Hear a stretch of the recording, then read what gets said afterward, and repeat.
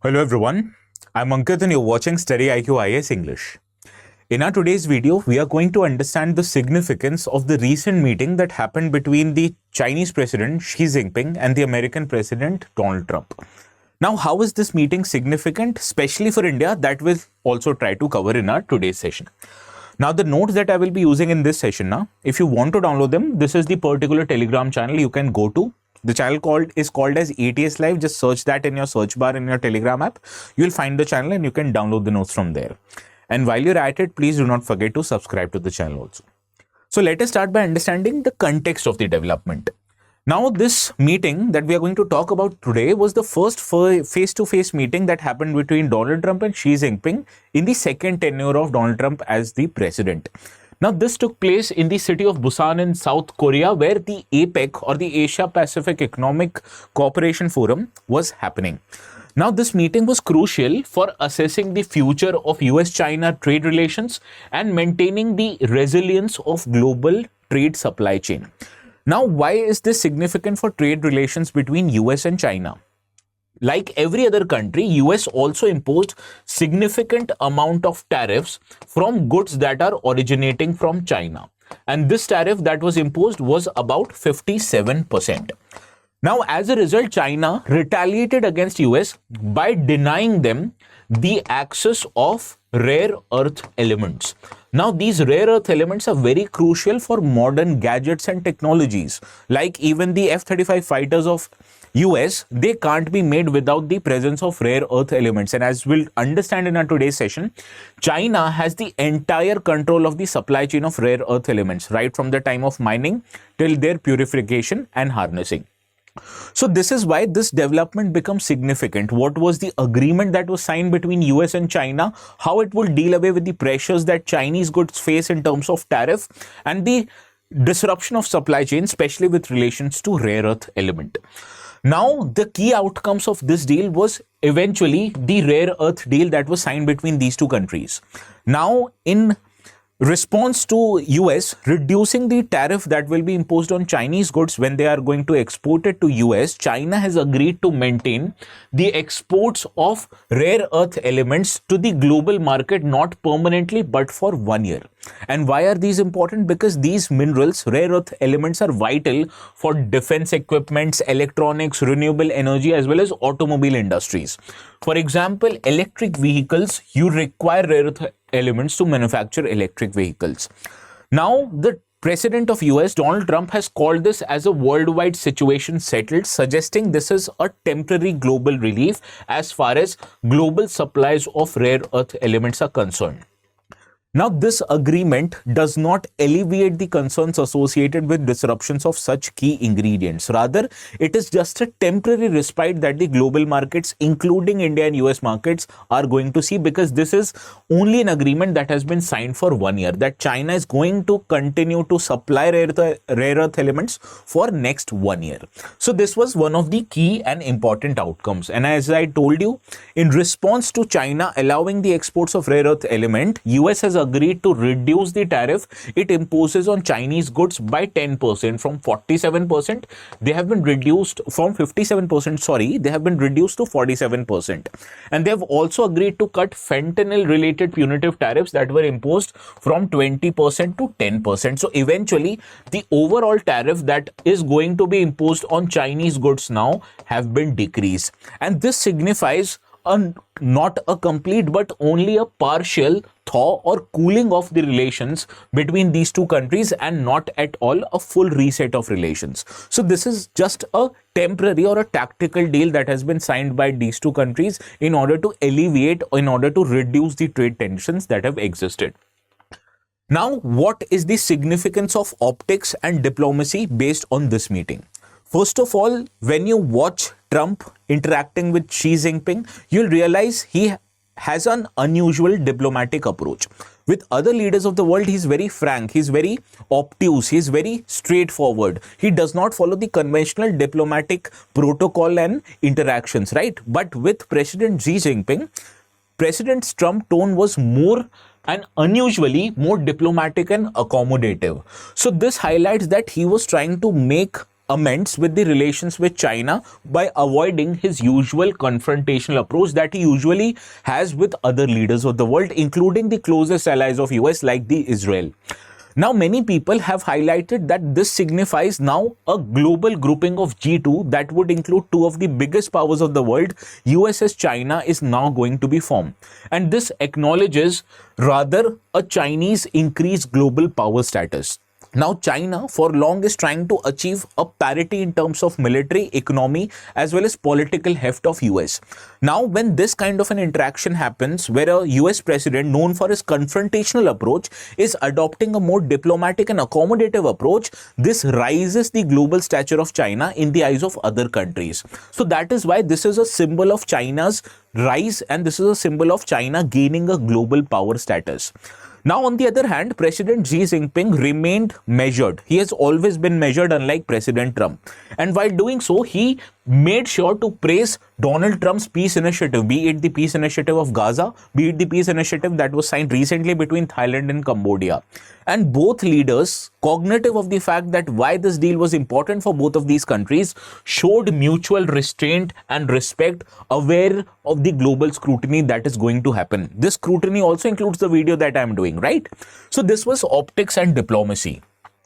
Now, what were the underlying strategic calculations both of these countries have undergone? For US, let us discuss that first. Trump sought to secure short-term stability in global supply chains, especially of rare earth elements. Why? Because US domestic manufacturing requires reorientation.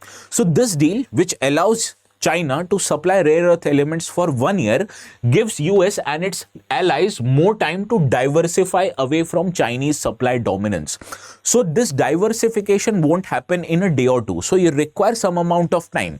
And this 1 year period that the China has now provided to US gives US and its allies like South Korea, Japan adequate amount of time to diversify away and get supplies from another countries.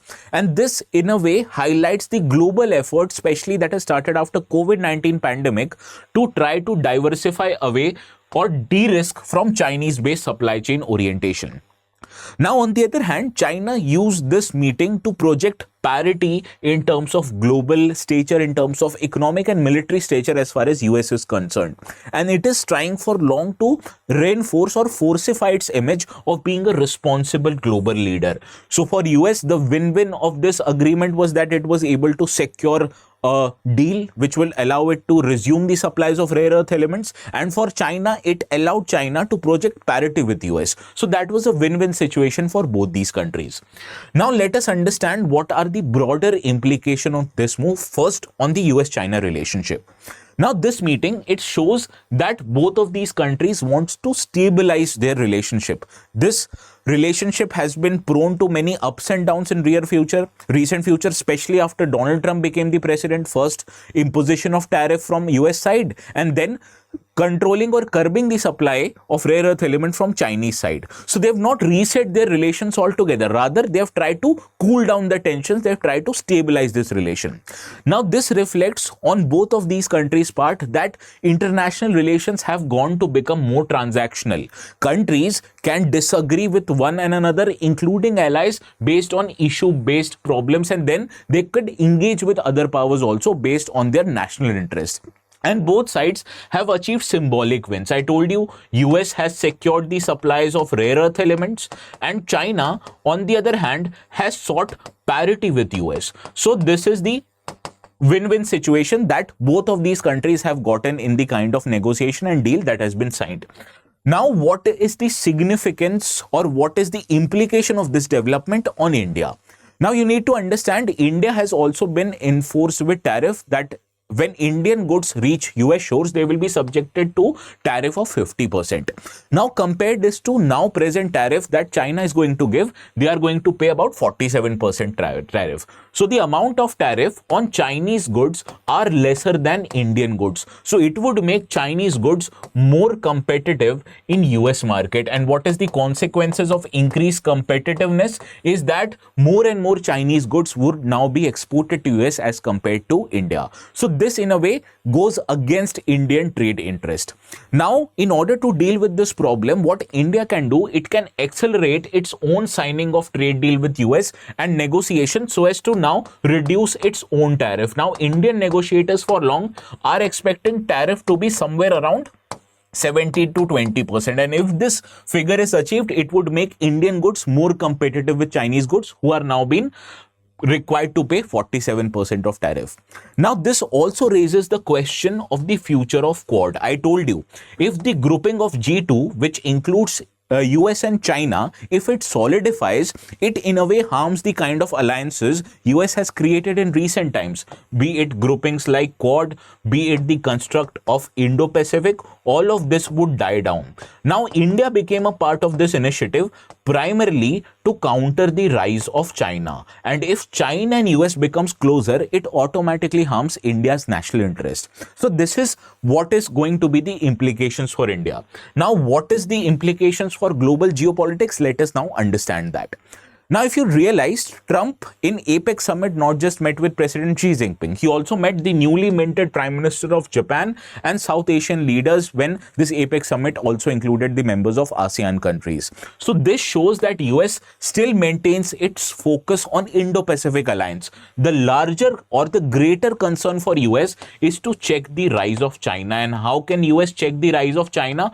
By forming coalition with like-minded countries. These countries include Japan, these countries include South Korea, these countries include members of ASEAN, and you can also understand if better sense prevails in US's politics, they would also want good relations with India.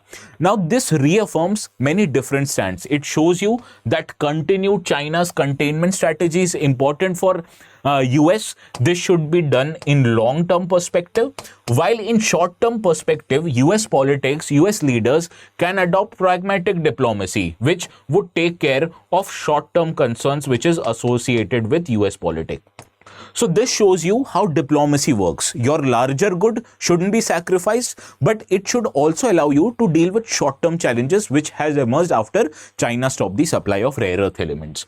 Now, what are the analytical takeaways from this video? First of all, going forward, now more and more leaders, just following the tact of Donald Trump, are looking to pay good in optics, right? So optics of diplomacy rather than outcomes of diplomacy now have become more important. So countries are now trying to be more transactional. If you remember Henry Kissinger, he said that there is no permanent enemy, there is no permanent friends. The only thing permanent with respect to nations is national interest. So this is what US is keeping in mind. It is trying to ensure short-term stability, and therefore it has adopted an accommodative and a concessional approach as far as China is concerned. And one of the key reasons why US did that was to ensure global market stability.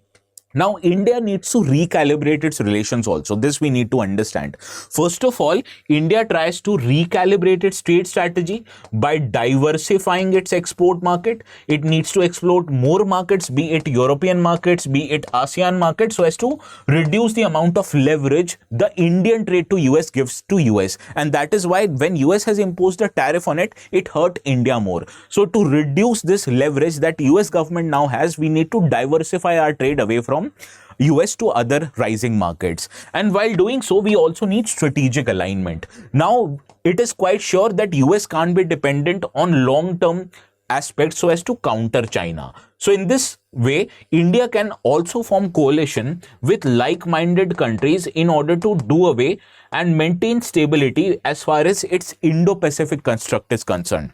And this requires a dynamic relationship. This requires a realistic outlook towards international relations, which the current government actually has.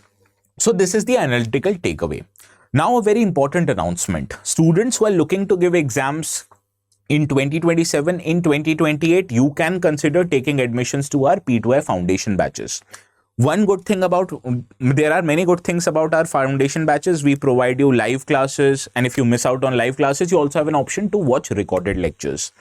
In addition to that, you also get test series, mentorship support, and whatnot. All of these benefits are provided to you at a very reasonable rate. But if you want to get even more discounts, you need to use this code ATS Live. This code will fetch you maximum discounts and you will get the best possible rate for all the courses, be it foundation courses for 2027, 2028, or even optional courses, right? So please remember, if you have to thrive, you have to use the code ATS Live. Now, let us see how many of you are able to solve this question. This is a question that appeared on rare earth elements, the exact same topic that we were covering in our today's video, and this question appeared in this year's prelims examination. So please do let me know the correct answer of this question in the comment section. The ones who answer it correctly would get a thumbs up from my side, okay? And this ends our today's session. If you want to download the notes, you can go to this particular Telegram channel. So I'll take your permission. Please have a very good night and also a very happy weekend.